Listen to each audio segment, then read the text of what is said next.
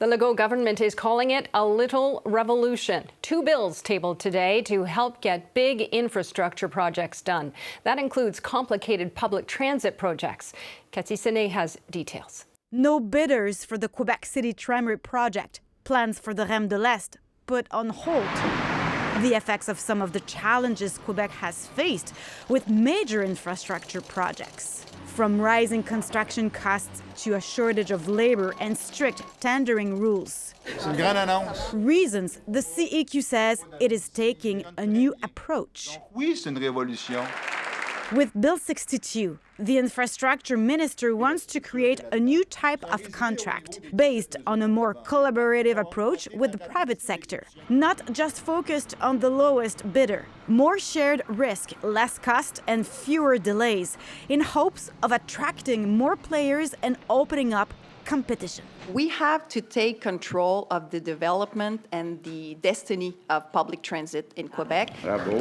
Then, Bill 61, the Transport Minister wants to create a new agency, Mobilité Infra Québec, the MIC, starting with 30 to 50 employees at first and run by a CEO. It will have the expertise needed for complex public transit projects. I want this team to be able to deliver projects, which is the main challenge that we have to face right now. We are not able to deliver projects except for the CDPQ Infra. The mayor of Quebec City hopes for the best with this new strategy. I'm starting with an open mind, and I want to see the details, but if it helps us to move fast. But the opposition is skeptical. They are good in building structure, but very bad building infrastructure. Can we judge on the intentions? Yeah, we can applaud. We always do. I mean, they always have the best of intentions. They never deliver. You want to create a team of experts to oversee public transit projects in the province. It's going to be getting off the ground, you hope. When exactly?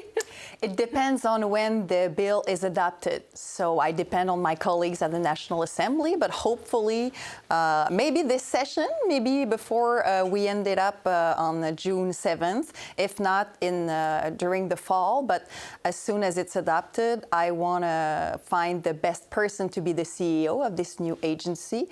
And he or she is going to build his or her team, and then we're going to be up and running and able to finally deliver public transit projects, which is the main challenge that we are facing right now. Why couldn't you build this team within Transport Québec?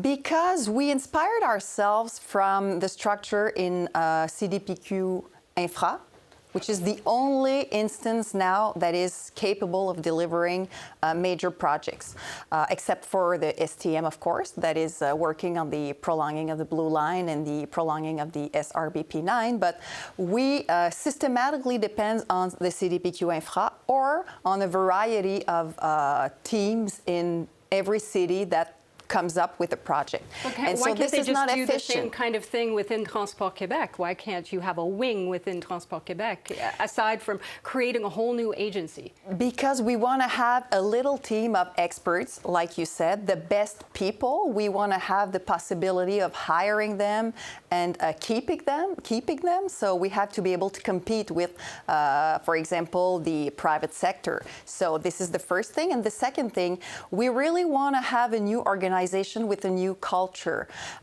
focused on agility, efficiency, delivering results.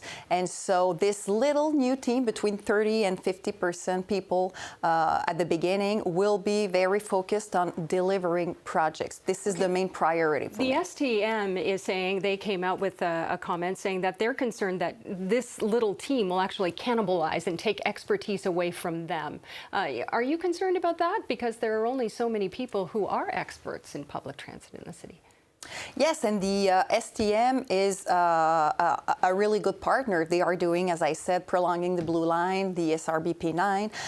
But the idea of creating this agency is to be able, in the government, to have kind of a mega projects teams. So instead of having little teams in every city, like in Montreal, in Gatineau, in Quebec City for the tramway, in Sherbrooke is willing to have its own office for its own project, and we had a team also in Longueuil. So instead of having all those teams that we are funding as a government but not controlling, we want to have one team that is centralized, that is, as I said, efficient, with the best people, and that is able to deliver all those projects and to have this whole vision of the whole Quebec, of the needs in the whole Quebec. Doesn't it take power away from agencies like the STM, the ARTM? Doesn't it take responsibility even away from the mayors, essentially? It's one small organization that's going to have all of the power over the projects. Whether you're talking about the Projet de l'Est, the heading out on the island of Montreal to the east end of the city, does it take power away from the organizations that already exist? I think, on the contrary, that it gives us more capacity to deliver those projects.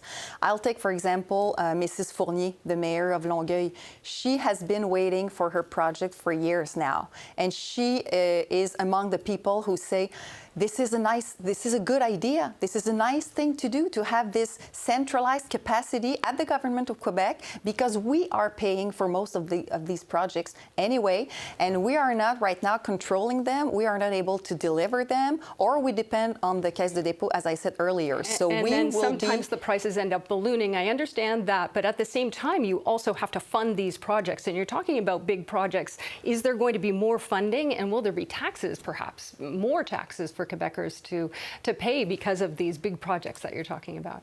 We are already investing more than any other government in public transit, so we will keep on doing it. And the way that it's going to work is that the government will give a mandate to the agency, and in the decree that gives the mandate, there will be a financial framework, and there will be all modalities for the realizations of the project. But I think what's important to remind us is that this possibility of having a national planification gives us the possibility of saving money too, because if you have like 1, 2, 3 projects, you talked about the eastern part of Montreal that needs a project, the South Shore of Montreal, Quebec City, you have like 3 projects, and maybe people from the industry who are not interested anymore on bidding on our project because it is not interesting for them to deal with the government of Quebec. So that's why my colleague Jonathan Julien also tabled a bill today to modernize our way of